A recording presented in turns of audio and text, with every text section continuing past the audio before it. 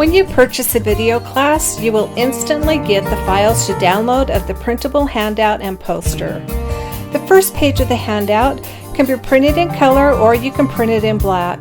The rest of the file can be printed in black. The file includes 5 freezer recipes that are discussed in class, and the last page has printable labels that can be taped on the freezer bags.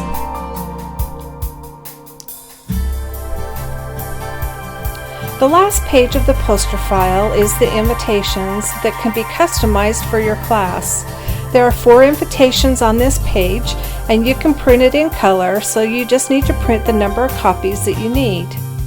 The rest of the poster file should be printed in color, and it is designed to cut around the pictures, and then you can tape them on a poster board or a whiteboard. I like to laminate these pages and reuse the pictures and the border again for a different class or activity. The instructions are on the first page of the file. These files were designed to help you be prepared for the freezer video class, and they're really easy to use.